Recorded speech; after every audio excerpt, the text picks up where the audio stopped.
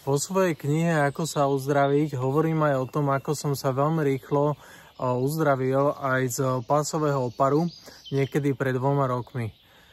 Keď som ho chytil, začalo to takou nejakou nevinnou bodkou a ťahlo sa to odtiaľto až po kríže, a keď ma zbadala moja doktorka, tak povedala, že musím počítať s tým, že to bude minimálne mesiac. No, boli to šialené bolesti. Každý, kto vie, aké sú to mdloby, tak asi vie, som sa normálne cítil ako vo filme Gladiátor, keď to končí a už je na druhom svete a išiel po tom poli a išiel rukou po tej pšenici, tak ja som sa tak cítil, keď som išiel na zastávku v Petržalke. Takže každý, kto má pásový opar, tak vie, o čom hovorím. Ale pointa je tá, že doktorka mi teda povedala, že to musím počítať minimálne mesiac, a ja som sa každý deň začal pýtať, čo si mi prišiel povedať. Čo si mi prišiel povedať? Prečo ťa mám? A na 12. deň som ten vnútorný hlas započul úplne jasne: daj výpoveď v práci. No mňa obliala taká husina, také zimomriavky po celom tele, slzy v očiach okamžite. A to tá duša cez to telo takýmito vecami dáva vedieť, že áno, toto je presne ono, toto máš presne spraviť. A to bolo proste obrovské uvedomenie.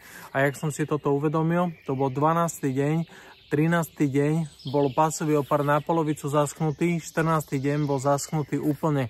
Už bolo vidieť len také jazvičky, ale už som nemal žiaden mdloby, Gladiátor skončil a ja som sa mohol vrátiť späť do života. Takže len s tou výpovedou som ešte chvíľku otálal, lebo viete, vystúpiť z komfortnej zóny, to všetci poznáme, ten strach a Ježiš, a nájdem si ďalšiu prácu a čo budem robiť, veď tam robím už niekoľko rokov a tak, takže chvíľku som otálal, tak aby nestačilo, tak ďalší mesiac som chytil nie pásový opar, ale pleseň som mal na chrbte, a to sme zrovna išli na dovolenku, takže paráda, ale morská voda vyliečila a uzdravila. A to bol inak zrovna rok, kedy som ja bol 8-krát chorý. Proste každý mesiac som mal niečo iné. Proste chrípka, angína, chrípka, potom tento pásový opár, potom pleca na chrbte a nestačilo mi, tak zase nejaká chrípka, zase. A potom už som povedal, že to už stačilo znamení, už stačilo chorôb, musím dať tú výpoveď. Dal som výpoveď a paráda, proste.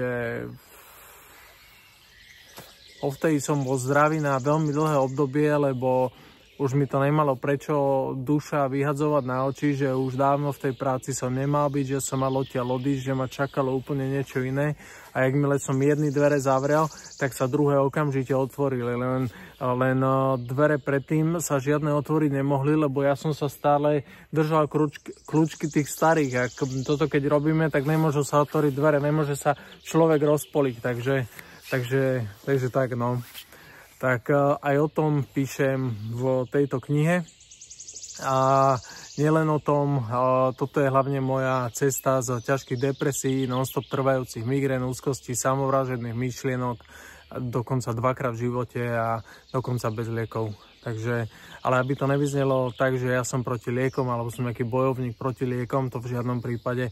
Lieky doslova dokážu niekedy zachrániť život. Hlavne keď občas dojdeme svojim nevedomým spôsobom do miest alebo tam, odkiaľ sa veľmi ťažko dostáva len tak z nich, len tak bez nich. Takže tak.